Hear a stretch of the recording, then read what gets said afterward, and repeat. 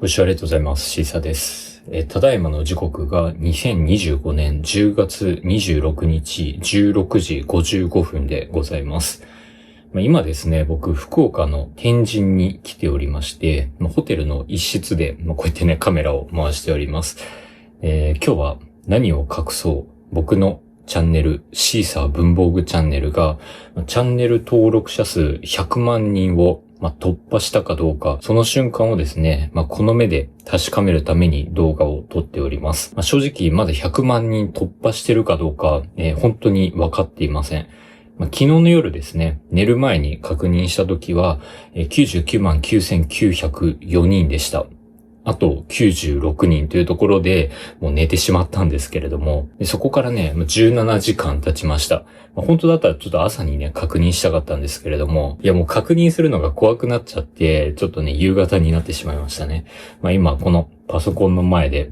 この YouTube スタジオのね、リンクを開くと、リアルタイムのチャンネル登録者数を見ることができます。本当にね、これめちゃくちゃドキドキしますね。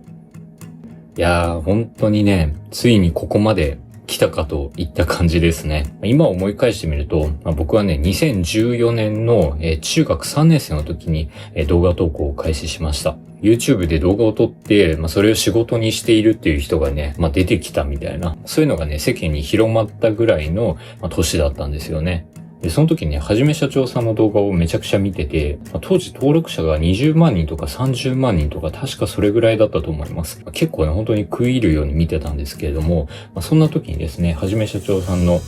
ペンテルのスマッシュの紹介動画をたまたま、見ることになりました。その時僕は文房具に全く興味がなかったし、本当に一般的なクルトガとかドクターグリップとか、そういうね、もうみんなが使ってるペンを使って、勉強してました。で、その時にですね、もうはじめ社長がペンテルのスマッシュをね、めちゃくちゃ魅力的に解説するわけですよね。で、なんだこのかっこいいシャーペンはっていう風で、もう本当にね、体に電流が流れるような衝撃が走ったんですよね。で、そこでもうお父さんにね、おねだりをして、ちょっとこのシャーペン買って勉強したいんだけどっていう風にね、おねだりをして、Amazon で買ってもらったのが、僕の文房具好きの一番最初の始まりでした。で、スマッシュが実際に届いて、もう案の定めちゃくちゃしっかりとした作りになってるし、もう質感もめちゃくちゃいいし、これまで数百円のシャーペンしか使ったことがない自分からしたら、もう1000円のシャーペンってこんなにも違うんだっていうのをね、びっくりしまして、で、そこでね、もういろんな文房具の動画を見漁っては、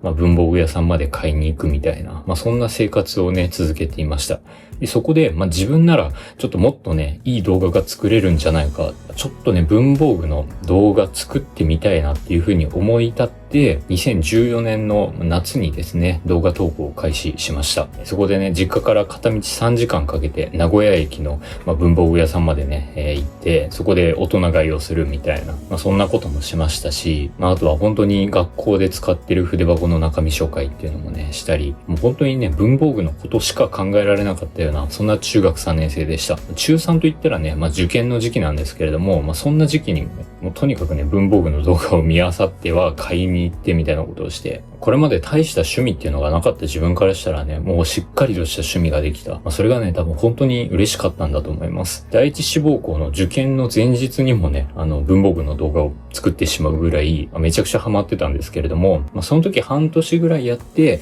チャンネル登録者数が100人いったかなみたいな、それぐらいだったんですよね。本当に最初の方は僕がこうやって文房具 YouTuber として、なんか仕事にしてるみたいな、そんなことなんて全く思わなかったし、文房具の動画って、見られる人がもう当時めちゃくちゃ少なかったので、そんなこと仕事にならんだろうっていうふうに本当に思ってました。学生だった僕は本当に YouTube の広告収入がもうなんかお小遣いみたいな感じで、その広告収入で文房具を買ってみたいなことをね、もう繰り返して、それがなんか永久期間みたいな感じになればいいなっていうふうに思ってたので、結構ね、細々と最初の方は活動しておりました。でそっから野原工芸のね、欅のシャーペンを高校2年生の時に購入をして、もう丸々10年が経過したんですよね。これまではなんか文房具を集めるのが本当に楽しくていろいろやってたんですけど、本当にお気に入りの欅のシャーペンを手に入れてから、あれ勉強ってすごい楽しいぞって思うようになって、そっからね、なんか勉強に目覚めて、高校3年生の時はね、結構頑張って受験勉強して、国国立の大学に受かりました。で、そこから大学に、一人暮らしでね、通うようになったんですけれども、そこでね、やっぱり将来の仕事のことについて考えなきゃいけないなっていうふうに思って、ちょっとね、就職活動を、したくないなっていうふうに、結構思ってまして、でそこでね、この YouTube の、活動を仕事にしたいなということで、数字を伸ばそうと頑張っていた時期がありました。YouTube の動画をですね、特に編集をせずに10分の動画を作って、当時ね、10分以上の動画になると、この動画の真ん中にね、広告をいくつか挟めるようになったんですけれども、本当に内容の薄い、本当は2分あれば十分な動画を10分にね、伸ばして、そこに広告を入れまくるみたいな、そういうことをしてしまったんですよね。で、それをしたことで視聴者の方から、ちょっとね、批判をいただきまして、動画の低評価の割合が 50% を超えてしまうみたいな、そんなこともありました。で、そんなことをしてもね、全く収益というのは増えずに、いや、もう自分は本当に YouTube 向いてないなっていうか、やっぱりこれを仕事にしていくのはもう無理だなっていうふうに、大学1年生の時にね、もう諦めていたんですよね。で、ちょっと諦めると同時に、大学の勉強が結構楽しくなって、なんかね、成績を上げるみたいなのが結構楽しくなったんですよね。でそこでなんか大学の勉強めちゃくちゃ頑張って、で、大学院に行って、自動車メーカーに就職したいなということで、なんかね、結構勉強頑張ってたんですよね。で、そんな中ですね、2019年の終わりに、新型のコロナウイルスがなんかマジでやばいらしいみたいなことになって、で、大学とかもね、もうほとんどがもうオンラインになってしまってですね、もう本当にずっと自宅でできるみたいな期間がもう何ヶ月も続いたんですよね。でそこで本当に僕自身暇になりまして、もうなんかやりたいなと思って、もう何にもやることがないから、やっぱりね、僕が好きな YouTube と文房具、この2つをなんとか、数字としてね、結果を残したいなというふうに思って、いや、YouTube やるかっていうふうになったんですよね。当時ね、無理やり引き伸ばしてた10分の動画をキュッと凝縮をして、しっかりと編集をして、動画を作ることになって、でそこでアフレコ方式のね、動画の作り方をね、採用するようにして、でそこで結構いろんな方からね、この作り方を待ってたんだみたいな感じで、すごく好評でした。こういうレビュー動画を待ってたんだっていうね、すごくね、好評をいただいたんですよね。で、そっから、これだったらもしかしたらもっと登録者を伸ばせるんじゃないかと思って、当時13,000人ぐらいだったんですけれども、その時はね、もう毎日投稿っていう決まりを設けて、もうひたすら毎日投稿していったんですよね。そしたらなんか投稿していく動画の中で、ロットリング600 3-in-1 の動画とかがなんかバッてバズったりして100万再生いく動画とかもあったりで、なんか他の動画がバズるとまたこっちの動画もなんか数字が伸びてくるみたいなのが結構続きまして、でそこで2020年の10月にですね、チャンネル登録者数10万人を突破しました。本当に僕自身、僕がね中3で始めた時はチャンネル登録者数10万人を突破するっていうのはもう本当に夢でしかなかったし、もう本当にね一応10万人っていう目標は中3の時に立ててはいたんですけれども、到底無理だろうっていう、本当になんか、ただただね、もうなんか口に出して言ってみたみたいな、そういった目標だったんですけれども、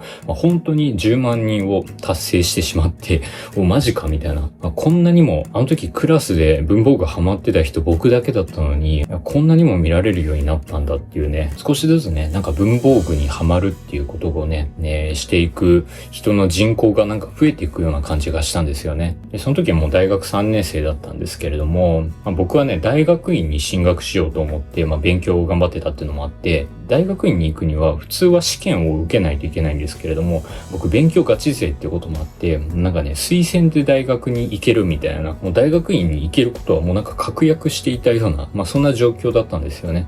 でもやっぱりこの文房具の動画を作ってるのが本当に楽しいし、自分は本当にこれが向いているっていうふうに当時確信しまして、僕大学を辞めたいっていうふうにね、僕はお父さんにですね、説得をしたみたいな、そんな時期もありました。でそこでね、父親は、いや、大学はとりあえず最後まで行ってくれと。大学院は別にもう任せるけど、せっかくここまで頑張ってきたのに、もうあと1年ちょっとしかないのに、そこでもう辞めるのはもったいないっていうふうに言われて、確かにその通りだなっていうふうに思って、大学をね、4年間通って、卒業をして、で、2022年から僕は専業 YouTuber として、活動をしていくことになりました。周りの子はね、大学院に進学したり、あと就職したりみたいな、してる中、もう僕だけがなんかフリーランスとしてね、茨の道を歩んでいくみたいな、そんなことでちょっとね、大丈夫かなみたいな思ったこともあったんですけれども、いやでもこれは確実にいけると。チャンネル登録者50万人はまず目指して頑張ろうっていうことで、やってきた中、そんな中ね、大学を卒業して、また大きな波がやってきまして、それがね、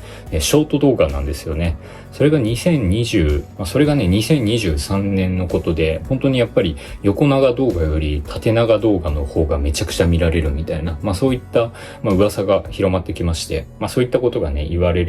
そういったことを言われるようになりまして、いや、これはちょっと自分もやらなきゃいけないなって。でも、文房具とショート動画って相性いいのかなみたいな。とりあえずやってみるかと思って、始めたのがサンスターのメタシルっていうね、動画で、爆速紹介っていうね、僕のショート動画の作り方があるんですけれども、それがね、結構皆さんに受け入れられまして、たった1分っていうね、この短い尺の中に、もうひたすらね、情報を詰め込んで早口で喋るみたいな、そんな動画がね、結構再生をされるようになりまして、もう出す動画毎回100万再生突破するみたいな。で、中にはね、MPU のミッテフォリエなんかはもう2000万回のね、再生回数を突破したりと、もうなんか、こんなにもすごいなと。もうこれまでね、長尺動画だったら、本当に100万再生いくってマジですごいことみたいな感じで、長尺動画で10万再生いくのと同じぐらいの難易度で、ショート動画がね、200万再生とか、そんぐらいいくようになりまして、ちょっとこれはすごいことだなと思って、当時ね、すごい頑張って、当時ね、ショート動画にかなり舵を切ってですね、その2023年の12月にですね、チャンネル登録者数50万人を突破するということになりました。でも50万人ってやっぱすごいなっていうか、本当に目標としてたことがまた達成してしまった。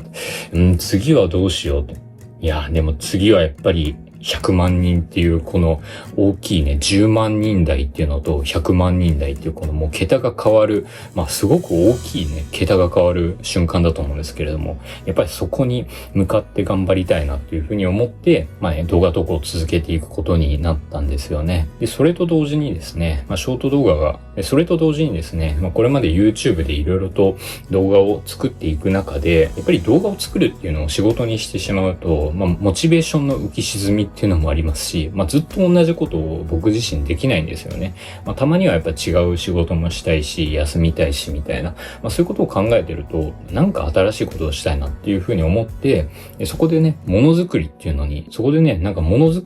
のを始めるようになったんですよね。で、実際になんかノーマディックさんとね、ペンケースとかリュックとか、作っていると、やっぱ楽しいなって思うし、やっぱりね、文房具好きじゃないとわからないような観点っていろいろあると思うんですよね。なんかペン同士傷つけたくないみたいなところとか、あとこのペンホルダーの山の大きさがこれぐらいじゃないと、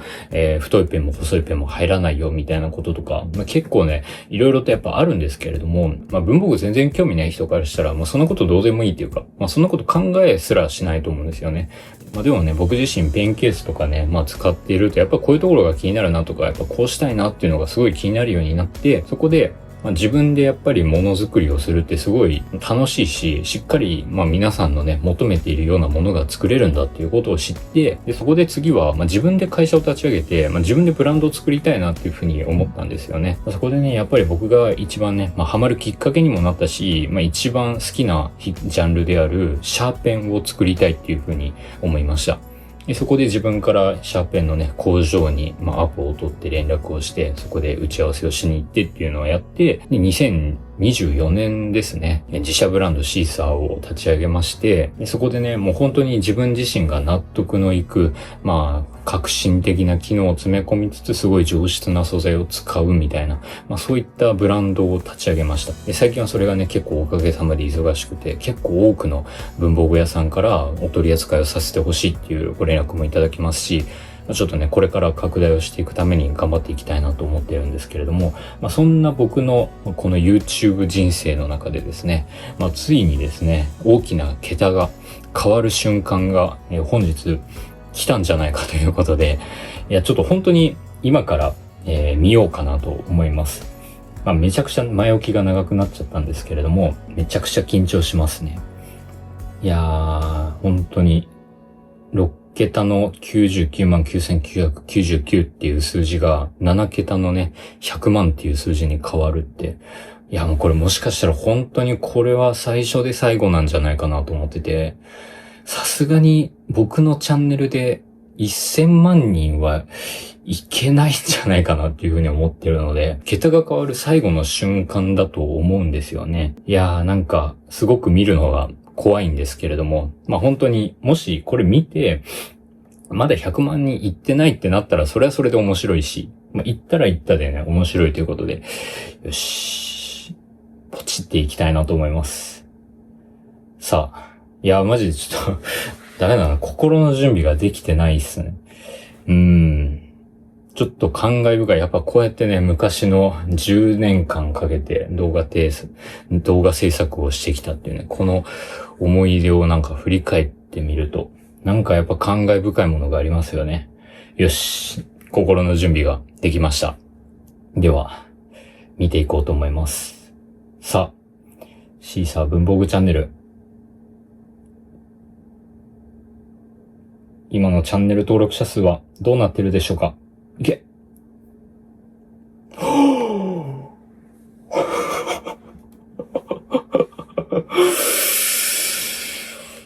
おー、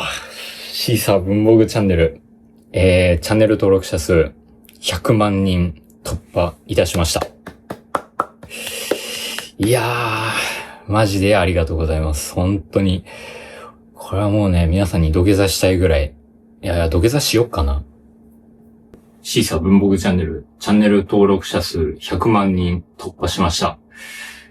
いつも見ていただいている方、ありがとうございます。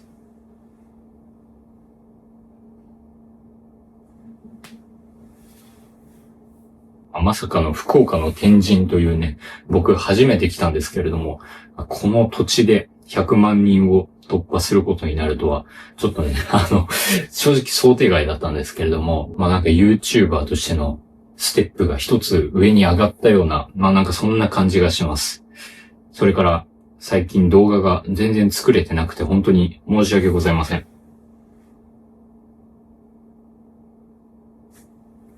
今回こうやって久しぶりに、動画をですね、撮ることができまして、ちょっとエンジンがかかったような気がします。やっぱりね、ちょっと、なんていうのかな、登録者が100万人いくかいかないかみたいなのを、やっぱり確認するのが本当に怖くなっているぐらい、ちょっと YouTube のことからね、ちょっと距離を置いてたみたいなところがあったんですけれども、こうしてね、桁が大きく変わったっていうこともあって、なんかすごく感慨深い気持ちにもなりましたし、ちょっとエンジンを全開で、これからですね、YouTube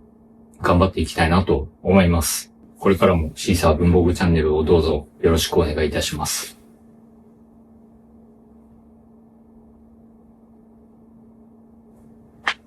それから YouTube ライブをしてほしいとたくさんの方からコメントをいただくんですけれども、ちょっと僕自身ライブをするのがあんまり得意じゃないし、ちょっと苦手ということもありまして、なかなかライブができてないまま何年も経ってしまいました。そんな中ですね、この度100万人突破したということで、10月29日の20時から YouTube ライブをさせていただきます。特にね、ライブで大きい告知をするとかはないんですけれども、やっぱりライブでしかね、できない、なんていうのかな、皆さんとコミュニケーションができたらなと思っております。次の目標はですね、登録者数200万人で、頑張っていきたいなと思います。シーサー文房具チャンネル7桁編、新たなスタートとしてですね、これからもね、動画並びに商品開発を頑張っていきたいなと思います。これからもシーサー文房具チャンネルを何卒よろしくお願いいたします。